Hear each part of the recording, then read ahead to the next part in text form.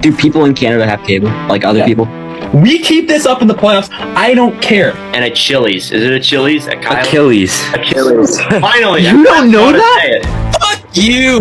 Get this guy the fuck out of here! Alright, well, coming in at number 5, I got Anthony Stolars. Now! Jets are winning the cup! Thank you for watching and listening.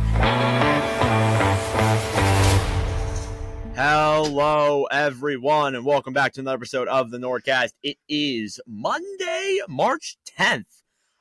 We haven't done a Monday episode, I think, maybe ever. I think this might be our first time, but it's our trade deadline review. We got a lot to talk about.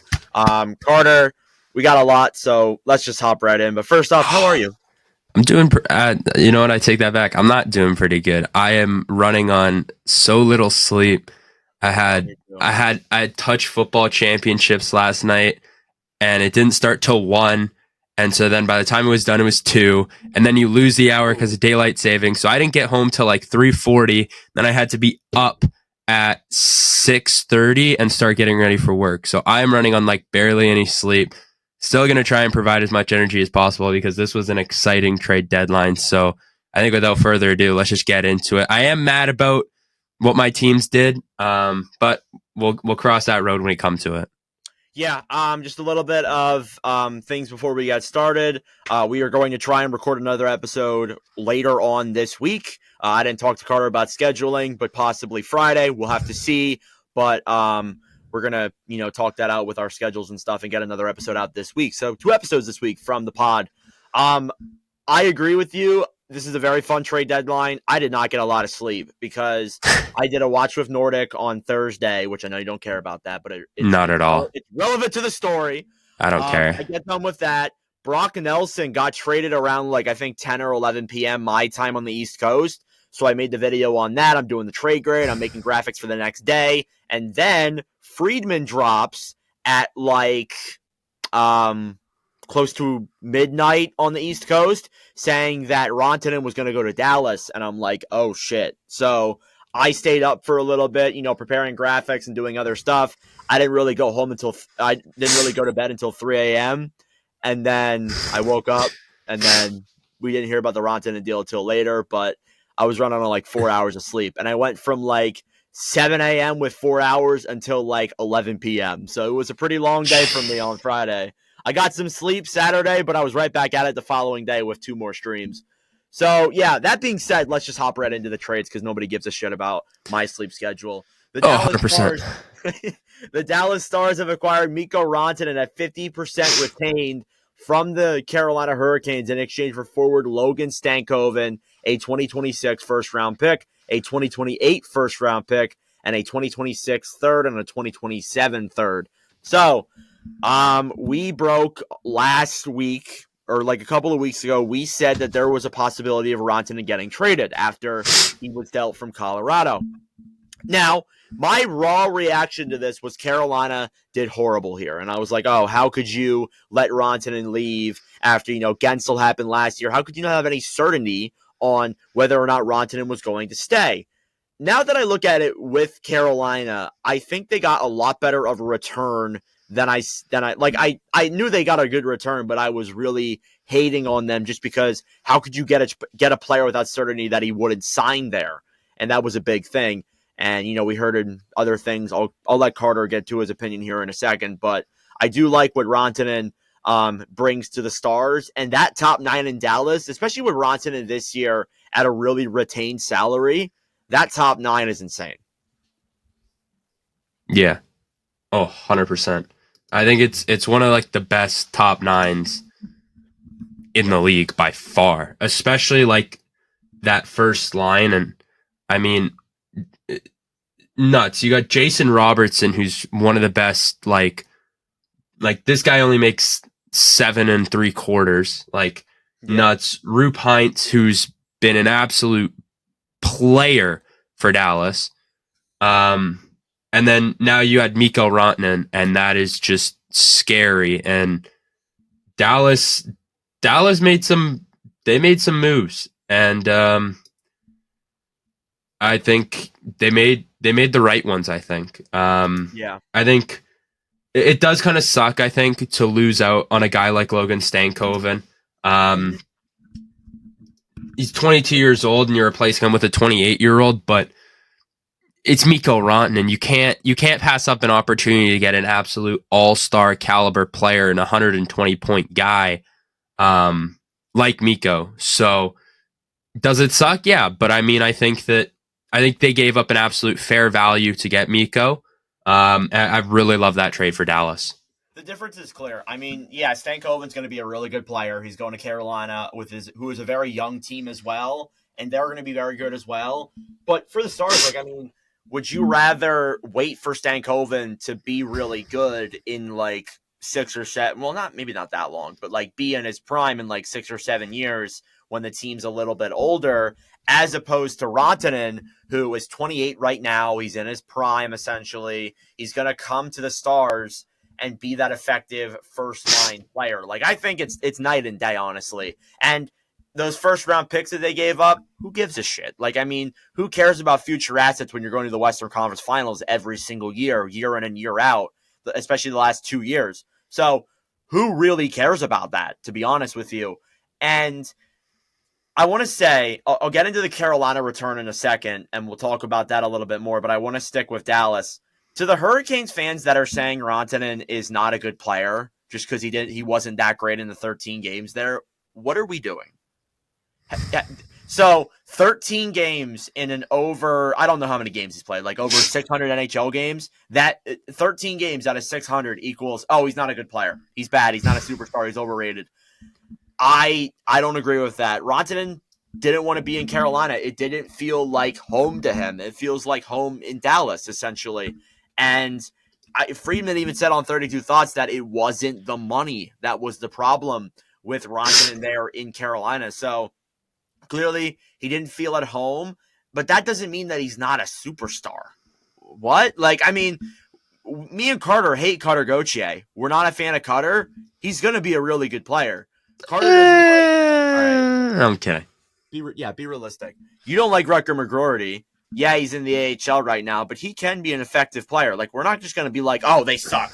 Terrible. Yeah. And then you got Hurricanes fans saying on Twitter, oh, you know, Dallas is overrated and this and that just because their one player wouldn't sign there. Like, again, they're not used to having big superstars like Rantanen, but saying that he's a bad player just because he wouldn't sign with your team is just coping at its finest, honestly. And this is coming from someone who said, like, yeah, they fumbled here, but it could have been a lot worse. A lot worse. 100%. I think that it's 100% coping, saying that Rantanen sucks, he's horrible. Like, you want to say that all you want, go nuts. If you want to take that 13-game sample size and say what you want with it, go nuts. It doesn't mean anything, right? Like, everyone else in the league knows what Mikko Rantanen can do. Every GM in the league was going after Mikko Rantanen. Like, the amount of offers that were potentially on the table for Mikko, like, you guys got a good return on it. Like, apparently Mitch Marner was on the table, but he wouldn't waive his no move clause. Edmonton, that would have actually like broke trade deadline. Like, that would have been the craziest trade in a long time. Like, there's that. Edmonton was in on him too. Like, I was talking about this with my buddy. Like, could you imagine a world where you have Mikko Rantanen on the right, Leon Draisaitl on the left, Connor McDavid down the middle? Are you fucked? That is the goaltending at that point. At that point, that team is built. It might not be built for a cup, but it's built for a run 100%, and that is absolutely ridiculous. The fact that Edmonton was in on him, but obviously, he said he would have. Mikko said he would have agreed to it, but the haul and the return just wasn't good enough for him. So, I mean, hey, you think about it, and I think that if Dallas was the best offer, and I think it was a really good return, especially for that young team. Like, so many of like their star players are like still decently young. Like, Aho's contract just kicked in this year, and he's 27 years old. Seth Jarvis's contract kicked in this year. He's 23. Stankoven, 22. Svechnikov, I swear this guy was like 28. He's 24 years old. Like, there's so many young pieces on that front core, and then not to mention Jackson Blake as well. Like, there's so many good young guys, and they got so many good prospects piled up. Like, things are going to be okay. I don't know why they're doing all this overreacting and everything. Like, you guys are going to be okay. Yeah. It wasn't mainly Hurricanes fans, though. It was mainly just NHL fans losing their mind. Yeah, but still, I'm saying, like... I was one of them, initially. Like, the people that say that this wasn't a good return, or you got to think about it. Like, is the first-round pick going to be pretty late? Yeah, they're going to be late first round, but it's still a first-round pick. They ain't keeping that first. I'm telling you right now. They're not. No, they're going to go out and get someone in the offseason for sure. They're going to go out and, who knows, maybe Mitchell Marner. Actually, no, he already said no. So, he already said no. Yeah. As much as it's good and all to have those future assets, you can't just build on top of them forever. Like, I mean, I don't want to compare Carolina to the Buffalo Sabres, but the Buffalo Sabres were a big example of where they would just get first-round picks and keep drafting and drafting and drafting and drafting and not make moves for, like, a right-now, like, acquisition to make the team better with those young guys around it. And they would just build on young guys. I'm not saying Carolina's Buffalo, but you kind of get the gist that I'm saying. You can't just keep getting young players. Like, you, at some point, you're going to be like, we have too many of these guys, and we just need to go out and win a Stanley Cup. Like, you need to go out and get people who impact now, and I think Carolina would be stupid to not do that. But again, they have a very good scouting department. They could use those first to get really effective players anyways. Like, it's not the end of the world for Carolina. Yes, would I rather Mikko Rantanen? No doubt in my mind. If I'm looking right now, if I want to win a cup, no doubt. But it really does depend on what those first-round picks will turn into, whether or not they trade him to another team to go and get somebody else. But overall, like, the return was not the end of the world for the Carolina Hurricanes. But no doubt, Dallas wins that. I do want to talk a little bit about the Mikko Rantanen extension. He did sign an 8-year, $12 million contract. There was a lot of criticism in Colorado that he wanted like 14 or 13. He wanted the Leon Draisaitl deal, and he didn't get that in Colorado. Gets traded to Carolina. Carolina offered him 13.5, and I think it was pretty clear that it wasn't the money in Carolina. But he caved in Dallas at $12 million. Now, that is a tax-free state, so you do got to keep that in mind when you're looking at it. But I think that Rantanen eventually realized after going to 3 teams asking for the Draisaitl deal that he wasn't going to get it, unless if he went to the open market, and I don't really think he wanted to do that. So he caved in here with the Stars and was just like, yeah, I guess I'll take 12. But again, like, I get why he wants the money. He already won a cup. He already won a championship. He wants his pay raise, but you ain't making more than Draisaitl. You're not a Leon Draisaitl. Sorry. Like, Draisaitl is his own different player. I know Rantanen's like a top 10 guy in the league, top 15, but you ain't no Draisaitl. Hate to say it to you. So that's it for that. Any more thoughts on Rantanen? Any thoughts on the deal or anything like that? No, I got nothing. I think I kind of said all I needed to on that because right. It's a ridiculous trade. All right. Well, let's talk about the other ones that happened. There was a lot of them. Let's go over to Florida and Boston. We got a couple here on the Bruins before we get into some other ones that we did miss that weren't on deadline day necessarily, but were in the deadline type of stuff. Brad Marchand was traded to the Florida Panthers at 50% retained in exchange for a conditional 2027 second-round pick. Now, that pick will become a 2028 first-round pick if Marchand plays in 25% of the first and second-round playoff games. Now, Marchand is hurt. He's going to be out 3 to 4 weeks is what we're hearing. But still, I can't believe this. At like 3:01, just barely at the deadline, Elliot Friedman says it. Marchand's going to Florida. I'm blown away. It's actually insane that this is a trade. I don't believe that it's real. I keep seeing Marchand Florida jerseys, and it does not feel right. Seriously. It's gonna be really weird watching him step on the ice for the first time as a Florida Panther, because this is a guy who's my entire life I've seen this guy in a Bruins jersey, and I've hated the guy when I was a kid. I hated him so much because he was a Bruin.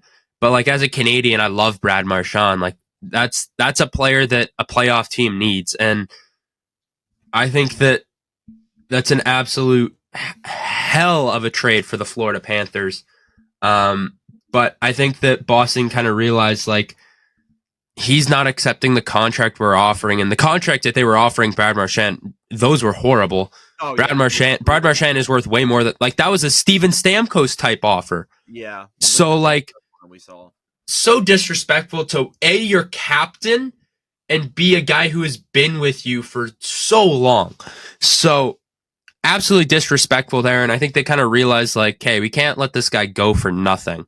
So they get the second round pick that can turn into a first. It probably will turn into a first. Yeah, it 100% will. Not 100%, but it probably will. Yeah, but whatever. I'm saying 100%, but it's basically 100%. Yeah, I get what you're saying. So, I mean, I think that's a hell of a trade for Boston. I think it does kind of suck. Hell of a trade for Florida. Not a great trade for Boston. But I mean, you kind of had to because you're not going to keep him if he's already rejected your offer and that's what you're willing to go to. So I think you got to take your losses, and they did just that. And sucks for Brad Marchand. I feel bad because you can tell that guy just bleeds Boston. That guy, that's you think of Boston like you think of Brad Marchand a lot of the time. So, yeah, I just feel for the guy, man. Well, above all, it's really weird that we're seeing like veterans get lowballed by their GMs. Like I get Stamkos on a level because his 5v5 numbers were declining and he wasn't really like that great at that point in his career. But Brad Marchand, above a point per game player in his career, even though like this year he hasn't been the greatest, like he has 47 points this year in 61 games played, he's still an elite player. He's still a player who, even at his age of 36, is going to turn 37 in May, can still be an elite player for you. And the people who are like, the fact that you're offering him less than 3 is actually insane to me. It's insane. I get the term 3 years makes sense because again, by the end of that, he'll be 40 years old. But 3 years or $3 million or $2 million is what we were hearing. Like that is actually insane to offer that to your captain. If Sweeney didn't make the other moves with Carlo and Coyle and Brazeau, he'd probably be fired, to be honest. Yeah, 100%. Yeah, 100%. The things that we're hearing in the media, like he might even be fired now, like even with the trades that he made. It's just like it looks terrible. It's a terrible look for the Bruins organization. It was a dark day on Friday for the Boston Bruins, just like how it's dark in Carter's room. Look, I get on a level like the return for me. It's not great. It's not ideal, but their hands were kind of tied. They asked Marchand, "Where do you want to go?" And he said, "Florida." So you're going to get not as good of a return as you would if you were just trading him anyways. Just because I respected they respected his wishes because he wanted to go to Florida. They could have easily traded him to Vegas and got more, but they respected his wishes and sent him to Florida. The return wasn't as great as you'd like it to be, but Florida has literally no assets. Like they have 0 assets at all to trade unless if they give you a roster player. Like their pool is so shallow. It's insanely shallow, and there's nothing in it, to be honest with you. It's like a dried up pool, to be honest. And good one. Yeah, they have like no picks at all. That I don't think they have any first for the next 3 years. What? Oh, Florida? Yeah. Florida. Oh, yeah. Sorry, I was like, what do you mean? I thought you were talking about them before. Yeah, no, they got their first round pick is in 2027, but that one was traded as a conditional, right? Yeah, so it was traded as like a conditional in the Jones deal, I'm pretty sure. Or maybe they do have their 20. I don't know. They have to figure out something with that, but still, like they have literally no first, no. It was their 26th pick that went to Chicago. Okay, yeah. So I think there's a condition with their 2027 one though. I'm not sure what it is. Yeah, it's still there. Like it's not traded, or no, it'd be. No. Sorry, I think they have to keep that pick because if Marchand plays those games, then it becomes the first, right? No, because the Marchand one's a 2028 first. Unless if I'm reading it wrong. Second will become a 2027 or 2028 first. Yeah, so it'll be one of the two. I don't. Still, they have like no assets. Like that's Yeah, whatever. Let's get back to it. They don't have any first round picks. Okay, they have all right. literally nothing. So you were already in a bad spot there, but I do respect their wishes for trading Marchand to where he wanted to go. But again, the return wasn't great. You would obviously rather more, but I totally understand. So I guess that is true. But yeah, it's going to be really weird seeing Marchand in a Panthers jersey. A line of Bennett, Kachuk, and Marchand. Insane. I mean, after this, Carter, and getting Seth Jones, like, they got to be favorites. Am I right? They got to be. Yeah, I think so. I think that they're probably favorites coming out of the East. If not number one, I think top two for sure. But I don't know who else would be.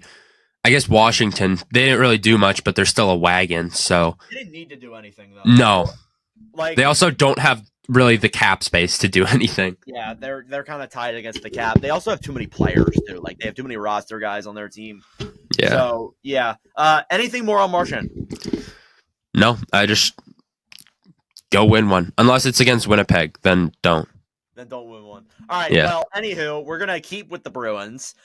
They've made a bunch of trades over this deadline. They sold. Like, I was a little bit hesitant. I was like, I don't know if they're going to sell. But they did. They traded Brandon Carlo to the Toronto Maple Leafs with 50% salary retained. 15, not 50, because I talk fast. From the Boston Bruins in exchange for forward Fraser Mitten, a 2026 first-round pick, top 5 protected, and a 2025 fourth-round pick. So I like this a lot for Boston because they get a good prospect in Fraser Mitten, who I think, like, again, Boston's pool is like Florida's. It's a little bit better than Florida's, but it's still pretty shallow. Like, it's one of those pools where, like, it barely has any water in it. Like, it's hardly any water. And now they get another prospect in Mitten, who I think is going to be an effective player for this team in the future. Could be a permanent Bruin next year, to be honest. But getting him really improves that prospect pool. They also get a 2026 first-round pick, which I'm going to tell you right now, next year's draft is stacked. It is an absolutely stacked draft next year. You got guys like Gavin McKenna, Victor, I forget, there's Ivan Stenberg. There's a couple other really good players in next year's draft that a lot of people aren't really talking about right now because, again, it's next year's draft. But still, next year is stacked. And then Toronto gets a historically pretty good defensive defenseman in Brandon Carlo. Again, he can provide some offense for you, too. He hasn't been that great this season. Actually didn't look as great last night against Colorado, but still, you get a really good defenseman. But I love the return even more for Boston. What do you think? 100%. I think it's a good ad for Toronto. They needed some help on that back end, especially with the goaltending that they have. It's not the greatest, but obviously it's not the worst either. So I think getting Brandon Carlo is definitely going to help them. It'll definitely help them in the playoffs for sure. So that's really good there. As far as for the Boston Bruins, getting Fraser Mitten, that's a great ad for them there. He hasn't had a unbelievable start to his NHL career. 4 points through 19 games. So not unreal, but at the same time, you can't really be too mad about it. The guy's only 20 years old. So I think expect things to only go up for Fraser because he's going to be getting a lot of ice time on this Boston Bruins team. And then again, 2026 first round pick, top 5 protected.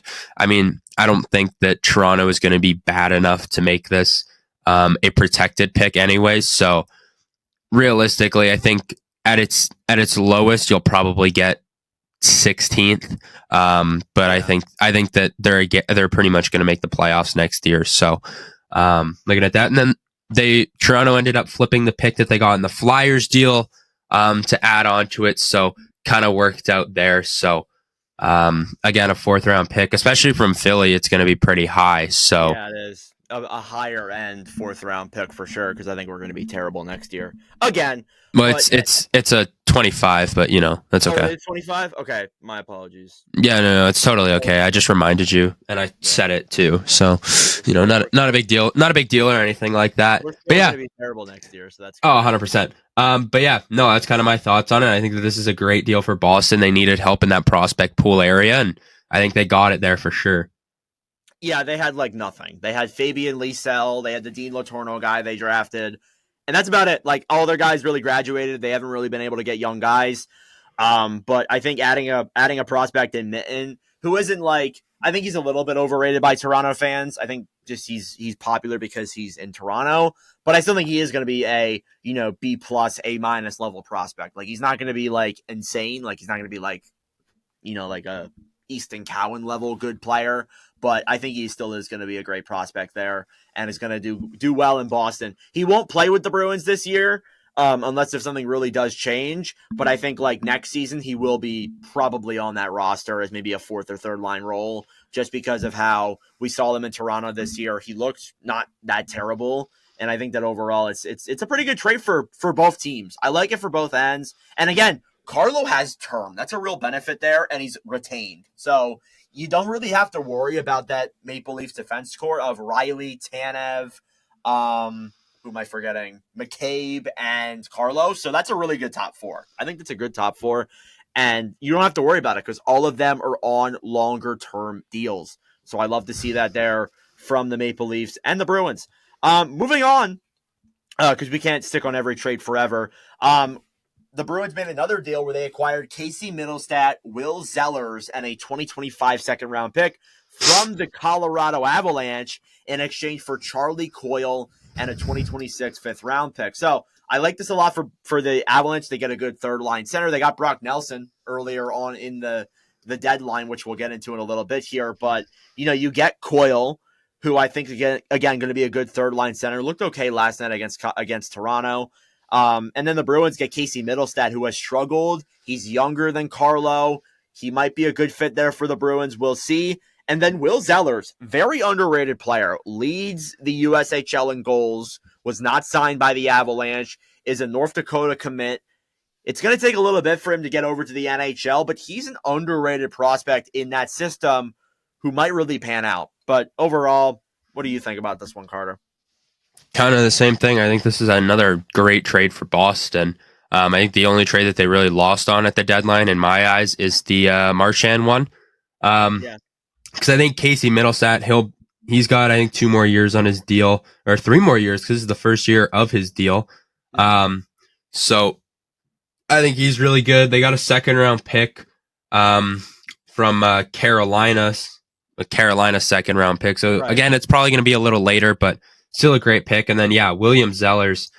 I mean, this guy's going to be an absolute player in my eyes there. So I like, it's crazy. So I can actually call him a kid because he's younger than me. We've hit that point in my age where I can say that. And I don't like it. I feel old now. And this is like really hurting me.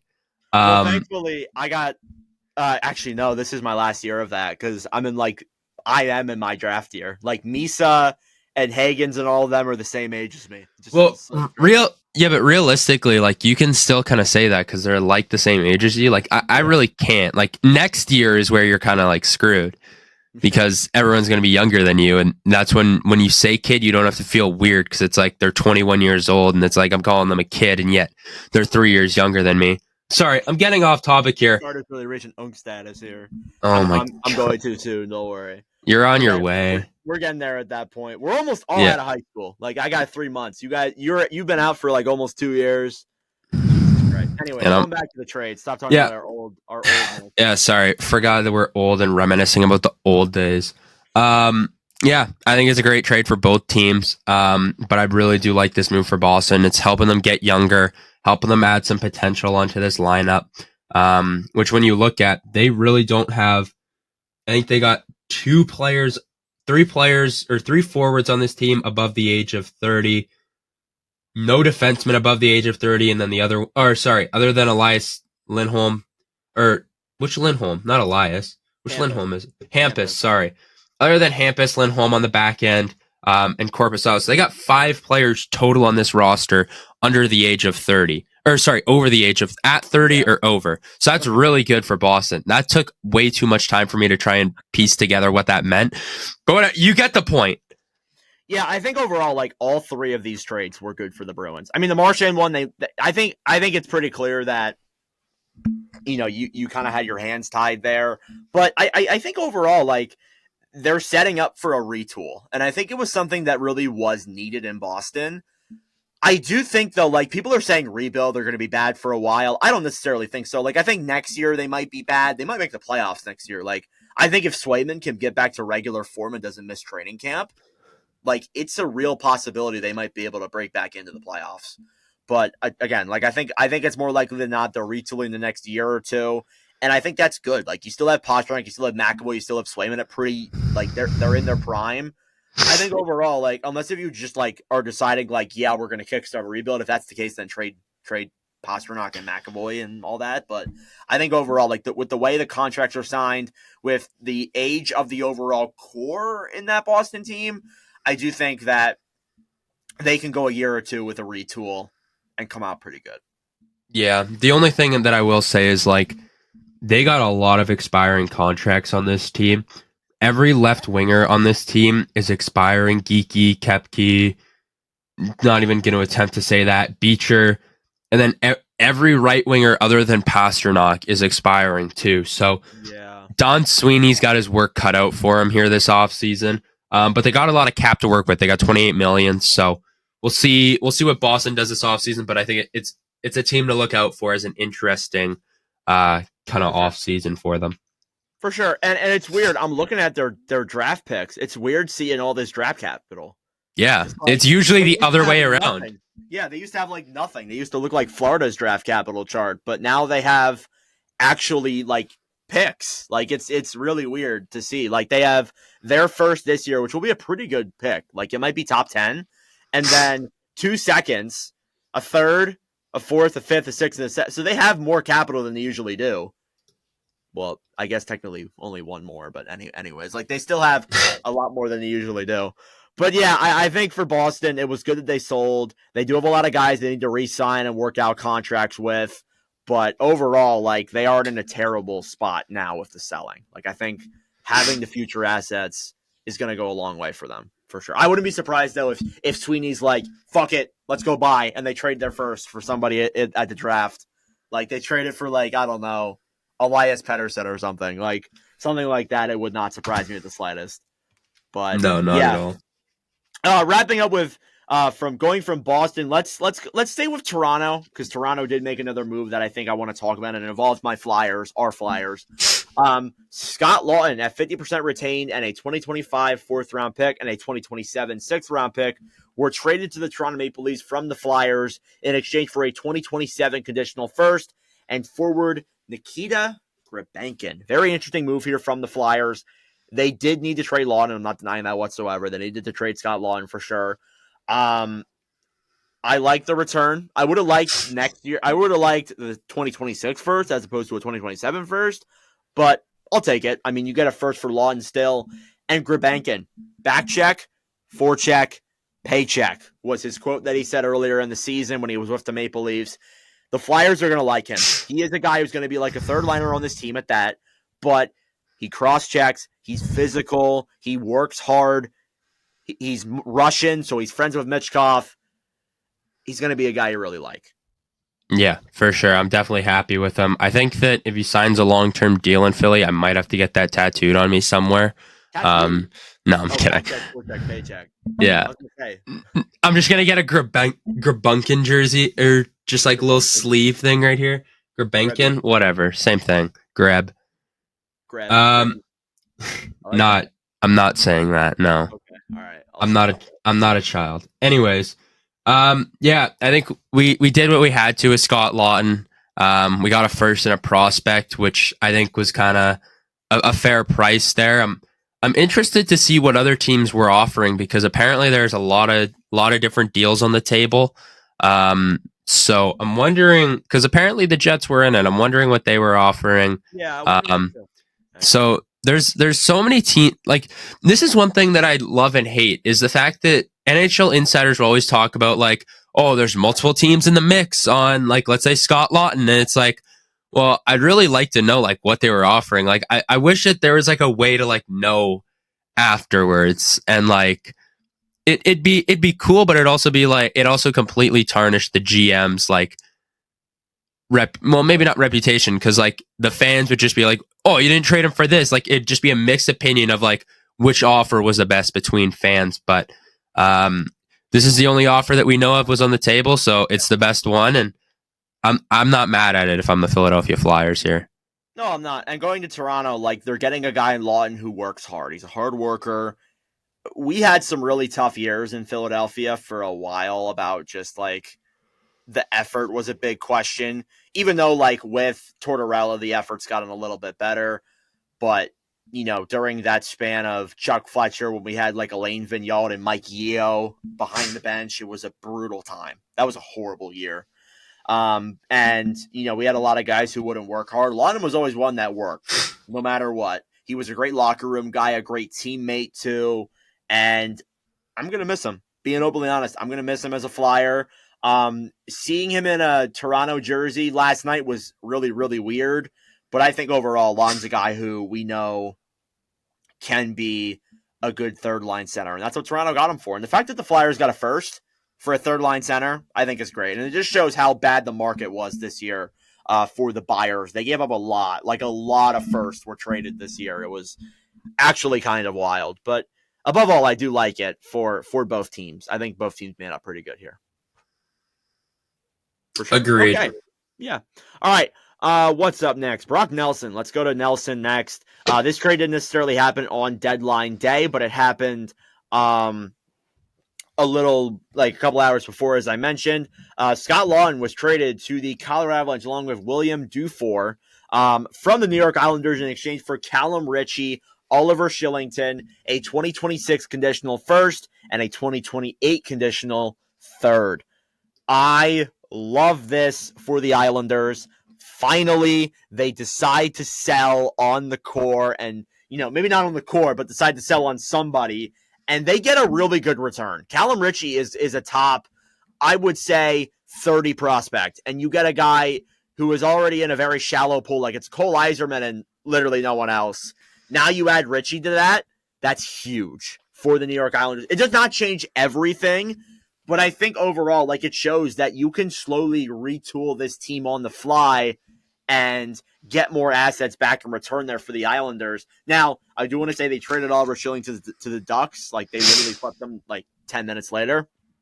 But, yeah, that was a factor there too. And then the first, again, as I said, next year's draft is stacked. So getting a first-round pick there, even if it is a 20 to 32, it's still good. It's still really effective because, again, next year's draft is going to be really stacked. Like, I think the first round is going to be insane. It's a lot like 2023's draft, where that draft was crazy the whole way through. Like, a lot of really good prospects were picked. And I think that it's going to be the same instance with that. And then for the Avalanche, they get Nelson, going to be a great second-line center. He's been great. In the Four Nations was a little bit slower, but I think on the Avalanche, he's going to be really effective. I think he had 2 assists last night. He's somebody I'm really looking forward to see there on that Avalanche roster. What do you think about this one, Carter? Yeah, I think from an Avalanche perspective, I think it's a great move, honestly. Brock Nelson, he's going to fit in nicely in that second line in between Nichushkin and Drouin. Again, like, they just look so stacked. They got their 2C, which was what was needed.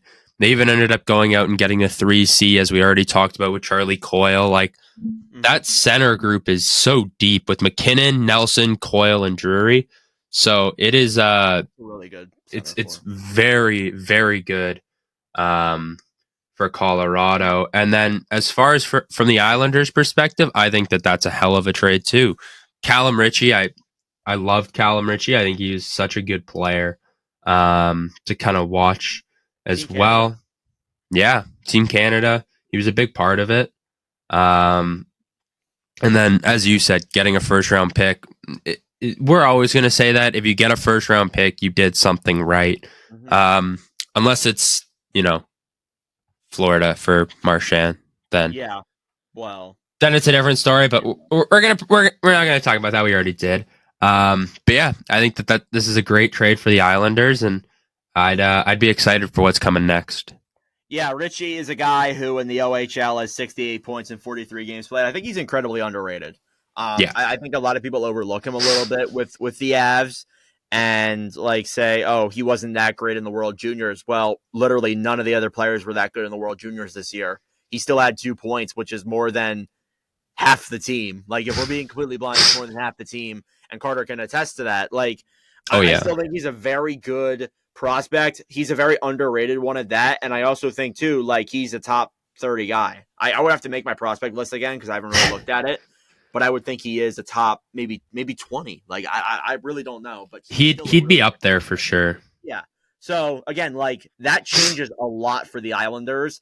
I would have loved it if they traded Palmieri for a first, because they could have got a first for Palmieri. Like, if Scott Lawton got a first-round pick, I think Palmieri could have gotten one too. Just overall, a great return by the Islanders, and I wonder what's next. I do. So they get their first-round pick this year, which will be a pretty good one, and then they get 2 ones next year. So they're slowly building on the fly, and Lou Lamoriello's job may not be on the line anymore. We'll see. Same with Don Sweeney. We'll have to talk about that in further length later. Carter, I'm going to pivot here a little bit because I kind of forgot a trade when I sent you the list. Jake Walman. Jake Walman was one that I did forget. He was traded to the Oilers from the Sharks for Carl Berglund and a 2026 first-round pick. Walman, for me, like, the Oilers they needed a defensive right-handed defenseman. Like, they needed a right-handed guy. They get a left-handed guy in Walman, and I was like, I don't know. But I think still, Walman has term. First off, he has next year. And he's cheap. He's like 3.5 or something like that. And you didn't give up a ton. Like, screw that first-round pick. Who cares?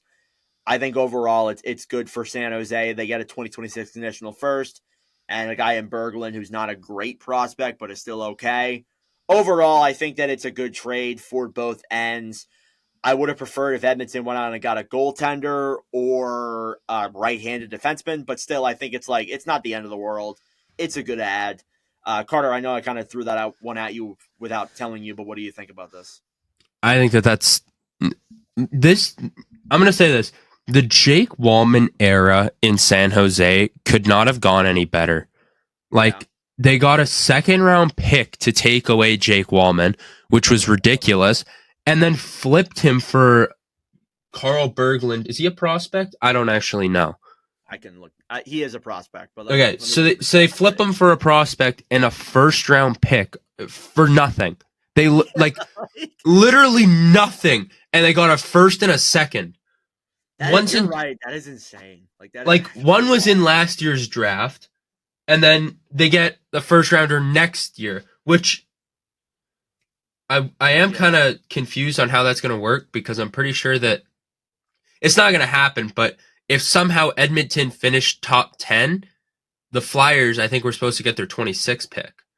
So I'm assuming that it would then go back to whatever. Well, let's be dead ass. The Oilers are not finishing below the top 10. Yeah, I'm gonna nip that in the butt, but yeah. I don't know. I'm confused as to how that works, though. It is a little weird. It is a little weird working out of the conditions. I'll still never understand it. I've been doing this for almost half a decade, and it's just I still don't really understand a lot of it. But yeah, I again, overall, he's still not it's fine. He's not gonna. Yeah, you get what I'm saying. But yeah, I like it for the Oilers. Berglund, just looked up his stats. He's not really that big of a guy. Was an undrafted signed prospect in the AHL. Has 12 points this year in 45 games. He's a nothing burger, to be honest. Like, he's not really that big of a name. Yeah, honestly. So yeah, wanted to throw that one in there. I kind of forgot about it. Still an absolute masterclass from Greer. Oh yeah, open the wound for Detroit again. Like, they gave up nothing for him. Yeah, nothing. I'm blown away by that. Nothing. Not only that, they got paid a second for him. Yeah, not even like. That. And, it's not even like his contract. I don't understand why they did that. Like, it was 3.5. Like, that's not a bad contract. Yeah. Like, you can hold that. Yeah. And Walman was coming off of a pretty good year in Detroit. Had 21 points in 63 games played. That was like his breakout year with the Wings, and it was good defensively as well. And he provided offenses too. Like, he was an effective guy on Detroit. Yeah, and then they're just instantly like, "Nah, I'm good. I'm gonna pay someone to take you." Yeah. What? Again, not only did that trade it came out of nowhere. Like, Yeah. there had to be something behind the scenes. Like, Walman must have been like, I don't want to play here. That's the only way I can justify it. And the fact that they gave up a second. But still, even if he didn't want to play, there would have been teams that would have paid something for Walman. Like, yeah, they would have paid for him. No, they said, you're not worth it. We're going to give a second to get you out of here. Like, what?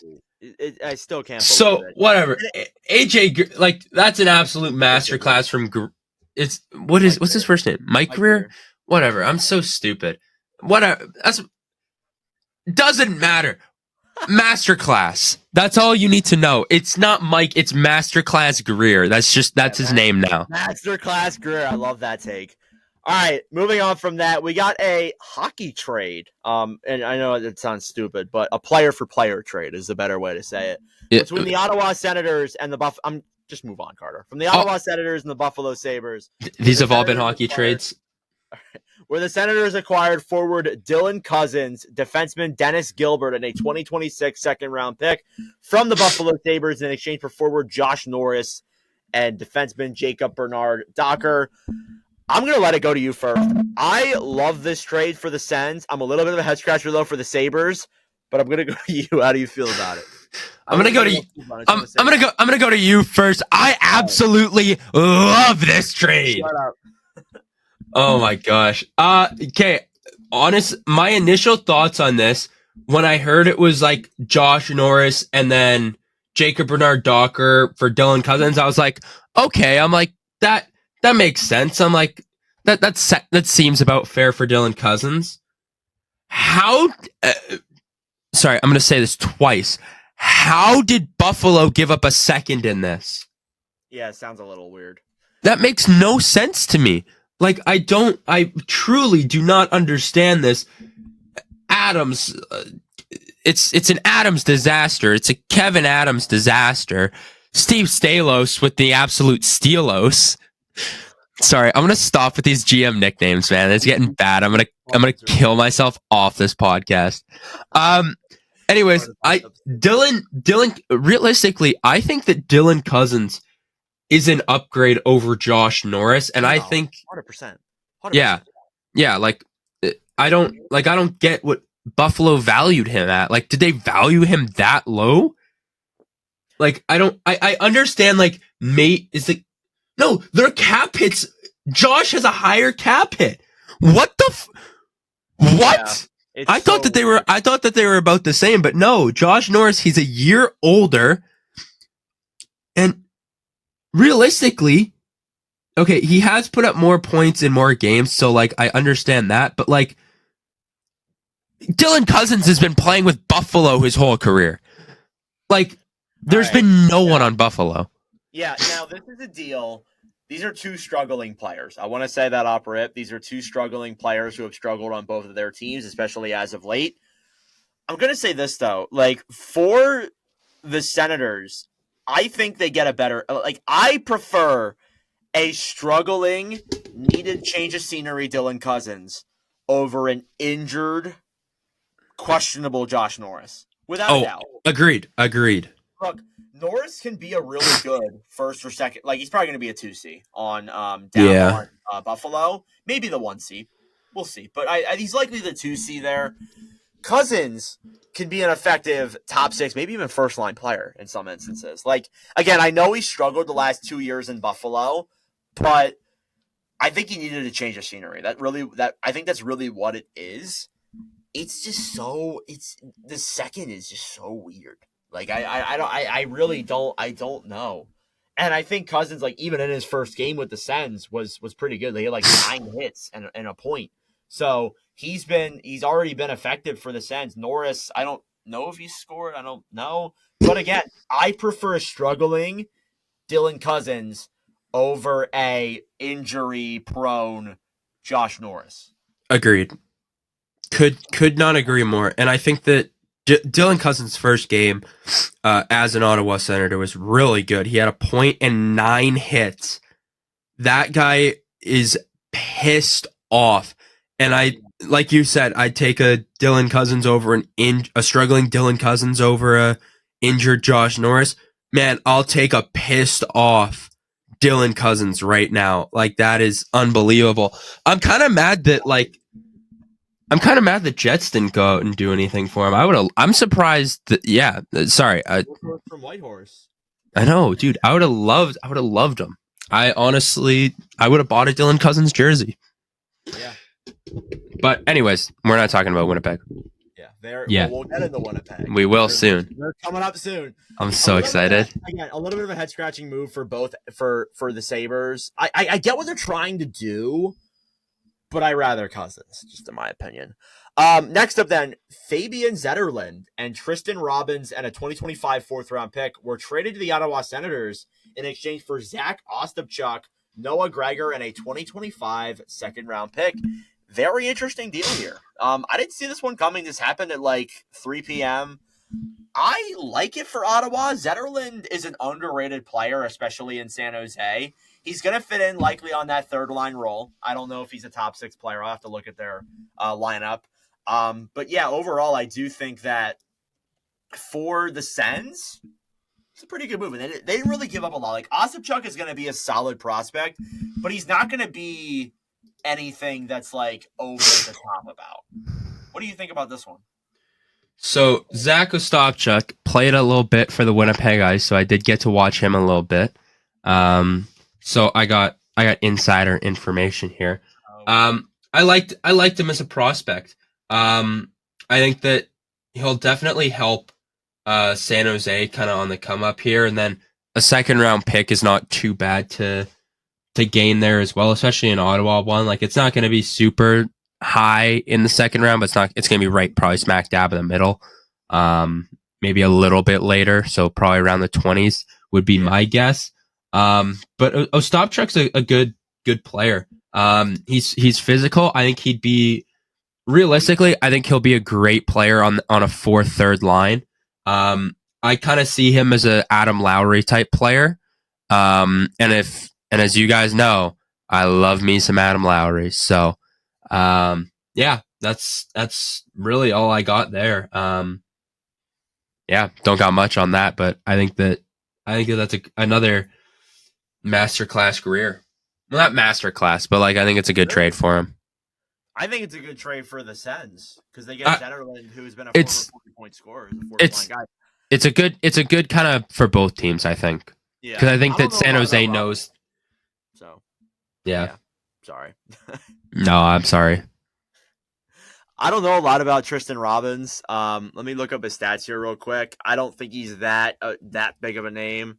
But I like it for both sides.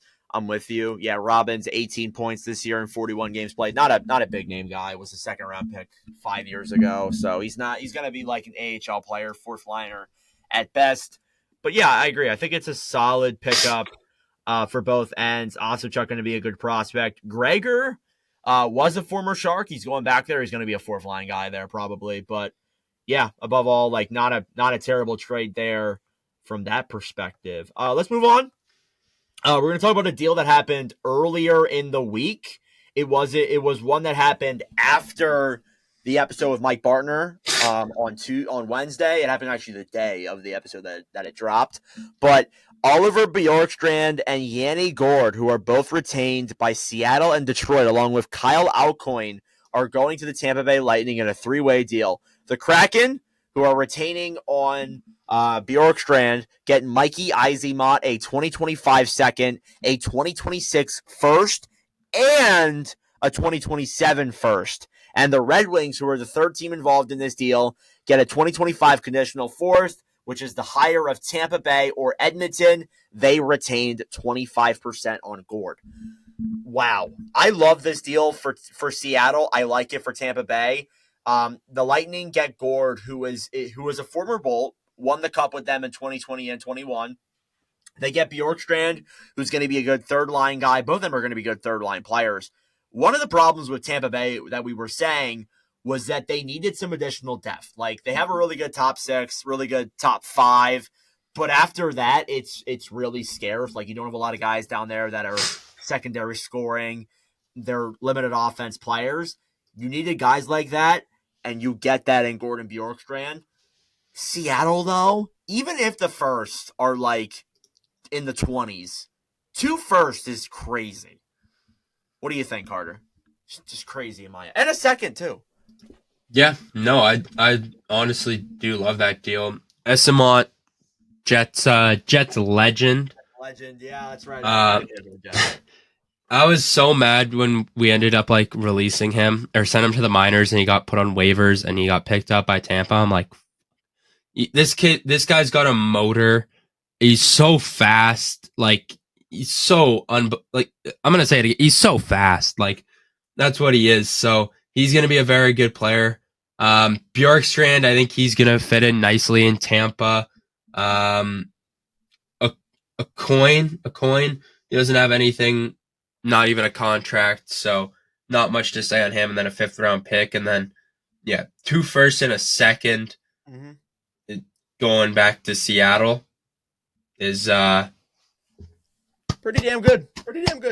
I'll clap that one up. That's a great trade. I mean, Ron Francis has not made a lot of good moves. I've been very critical of him, but I think this is a pretty good move. I gotta say. It really agree. defined the seller's market too. Like when you saw Gourde and Bjorkstrand were getting 2 first, I literally was like, if Scott Lawn doesn't get a 1st round pick, I'm gonna lose my mind. Yeah, quite literally. But yeah, I love it for both for both sides. Tampa Bay, they needed depth, they get that, and Seattle gets a lot of draft capital, which is what they really needed, and they got more picks as well as that too from trades with Winnipeg, and I think they made another one. Or was it just Winnipeg?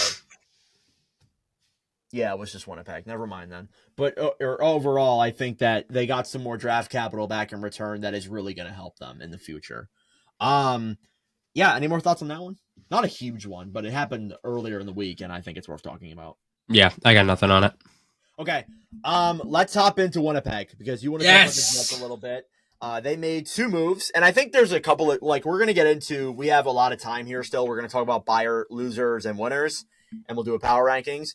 But let's hop into the Jets trades. They acquire Luke Shen from the Pittsburgh Penguins in exchange for a 2026 second-round pick and a 2027 fourth-round pick, and Brandon Tanev from the Kraken in exchange for a 2027 second as well. Now, usually I'll go off rip, but I'm just going to send it right to Carter. Carter, what do you think? Yes. Wait, which one are we talking about first? Either Shen? Start off with Shen. Okay. Shen was the first one. Yeah. Starting off, Luke Shen, a second and a fourth. Not too bad. He's a great defensive defenseman, and he's physical. He's going to be like the Brendan Dillon that we lost last year, or this year, I guess, technically. So it sucks we gave up a second round pick, but he does have 2 years left on his deal. So I'm not too really worried about that. And then we gave up our second round pick in 2027. So we really don't have any second round picks for, like, I think literally the next 3 years. No, I'm not. I don't care. I realistically, like, I'm happy with that. Brandon Tanev, this guy is everything that I love about a hockey player. Like, he plays physical, he plays fast, he's not shy to go to the front of the net. Like, yeah, I still remember, I'm pretty sure he got a hat trick with the Jets one game, and I remember watching it on my TV. I think it was against Detroit. And yeah, I still remember that, and that's when I was memory. I do. I remember these things, man. And Brandon Tanev, he's a guy that I was like, man, like he's gonna be a good player for us. And then we ended up losing him, and made me really sad. So I'm happy to see that he's back north of the border, especially playing for the greatest franchise in hockey right now. Yeah, I like both the moves for Winnipeg. Like, we can be critical of saying, oh, they needed to do more, and maybe we'll definitely get into that in a second. I'm gonna just go before you start going. But I like both the ads. Like, again, you really couldn't run a blue line without having another extra guy. You needed another guy on that blue line. You get a guy in Shen who's really defensive. As a defensive guy, I think he has like the most block shots in the league. I'm pretty sure, or second most, or something like that. Like, he had that stat for a while. I don't know if it still is, but this is a guy who will block shots for you. He's good defensively. Again, he was on a bad Nashville team. He was like flipped to Pittsburgh and then flipped again to Nashville, or flipped again to Winnipeg. But overall, he is a very good and solid player and I think he's going to do good on that blue. And then Tanev, you get a physical player. He can score some goals for you. It's a good third-line depth piece you needed to pick up.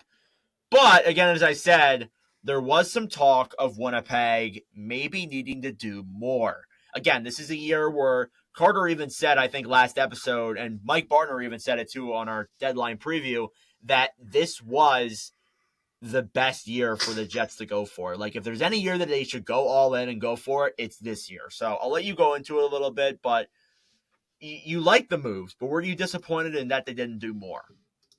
Well, I think the only real thing that I can really say is I'm happy with the moves that they made. I think they addressed some concerns.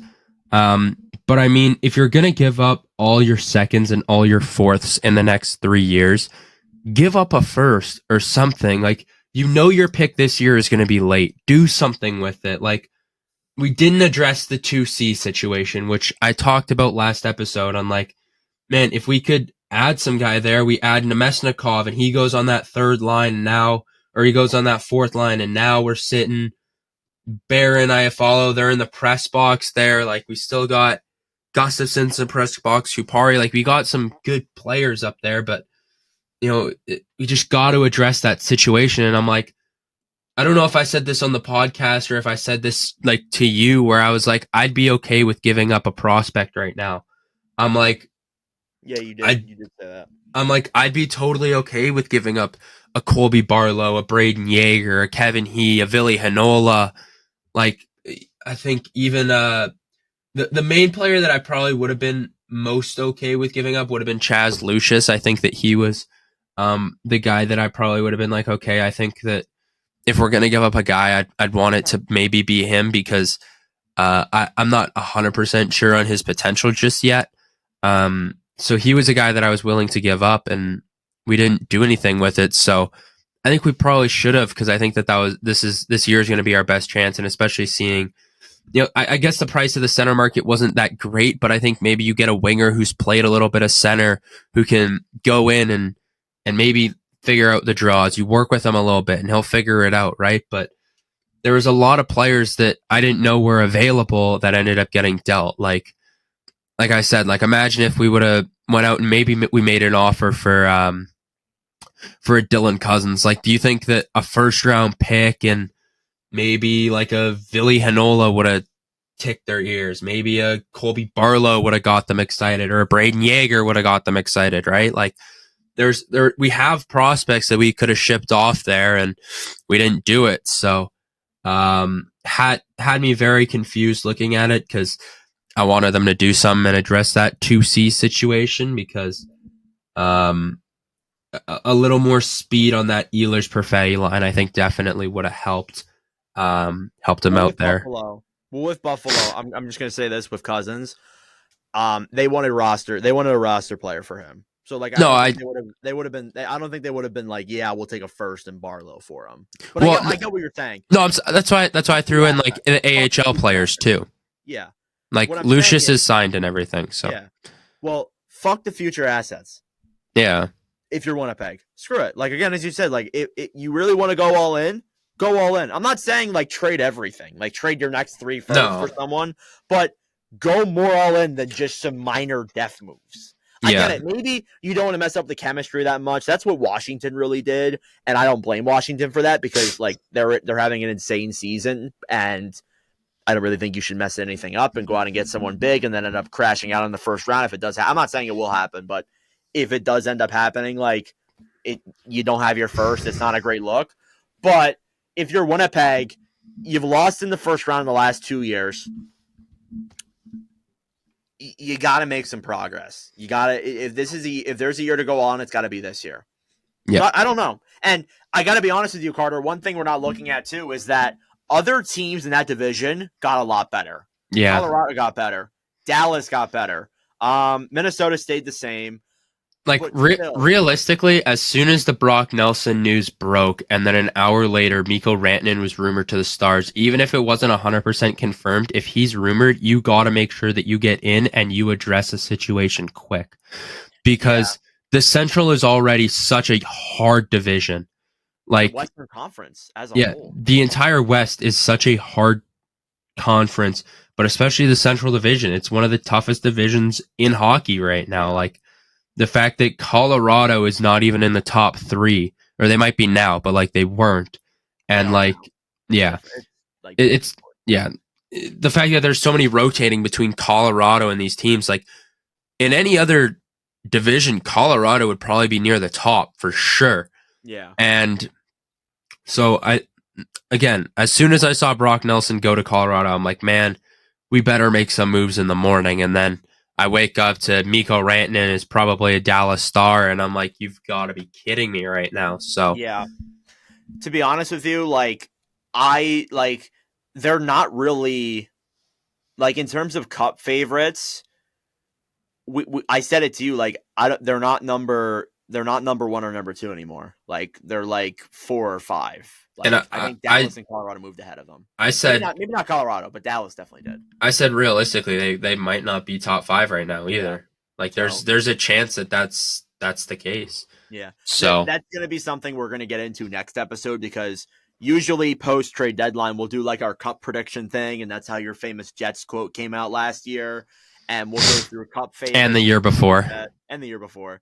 So we'll get into all that stuff in the next episode, but we did want to just touch base on Winnipeg real quick because they didn't do a lot, and I just didn't like. I hated it. They could have definitely did more, and Carter was not a fan of it, obviously. Yes, sir. That's all the trades we wanted to get into. Was there any other ones that you wanted to touch base on? Any ones that we didn't talk about that you were thinking about? Any of them, doesn't matter what.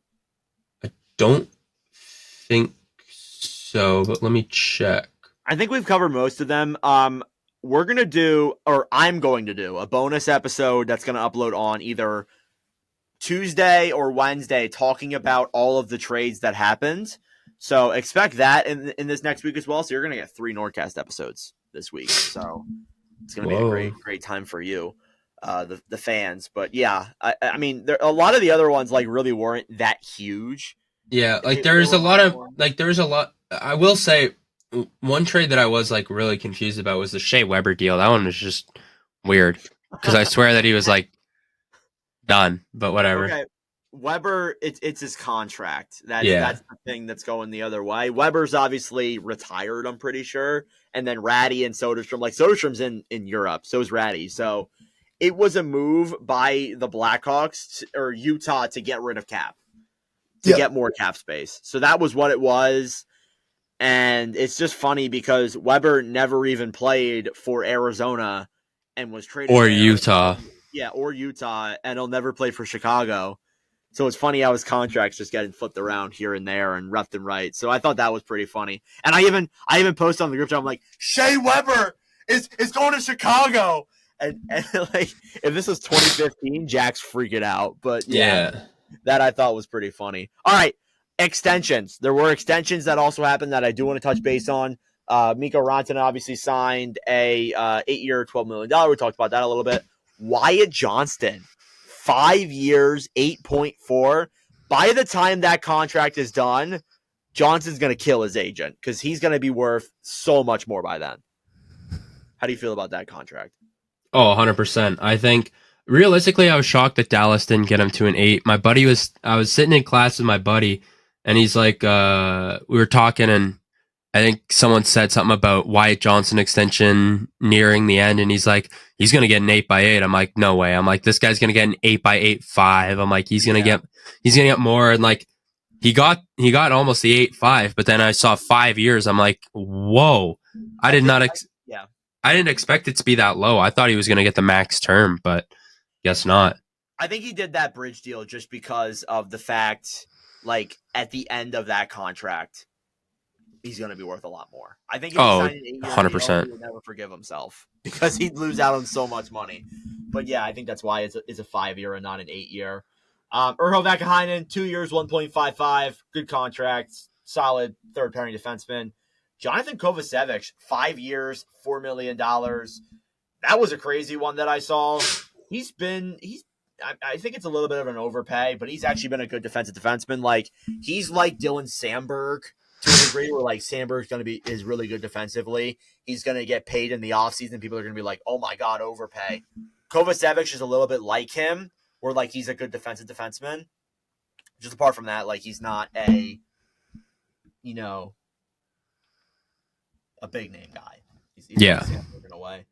Scrolling down the board, Jason Zucker, 2 years, 4.75. More questionable things by Buffalo. I like the Zucker one though. I think it's okay.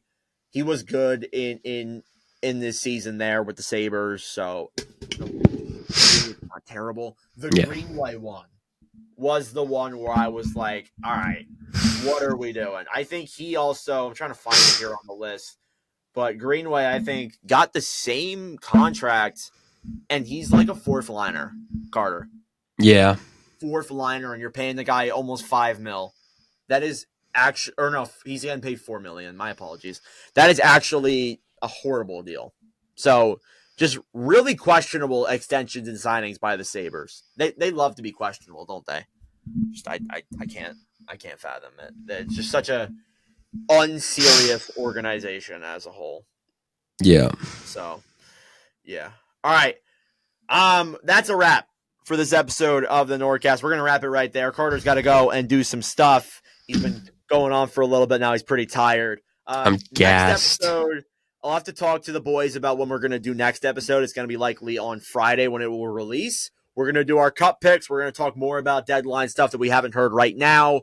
And we're going to go more into stuff because we're almost done with the playoffs. Like, we're heading there. No, we're almost done with the regular season, and we're almost at playoffs. Almost there you done go. with the regular season to the I need to go to bed. Yeah, All you right. do. That is it for this episode of the pod. Carter, any final thoughts? No. Staying silent. Yeah. All right. 95. That's a wrap. We got 96 next week. We are getting closer and closer to the big 100. That'll do it for the NordCast. Thank you for watching or listening. Subscribe on the socials. Follow the YouTube channel. Follow the Instagram. It's all in the description of this podcast. But that's it for us. Thanks for watching. We'll see you in the next one. Thank you guys so much for watching or listening to yet again another episode of the NordCast. If you enjoyed, please subscribe down below or follow us on Spotify and Apple Podcasts. If you want to follow us on TikTok, we are at NordCast. If you want to follow us on Instagram or Twitter, follow at NordCast_. That'll do it for this episode. I'm Nordic. Thanks for listening from all the crew, and we'll see you guys in the next episode.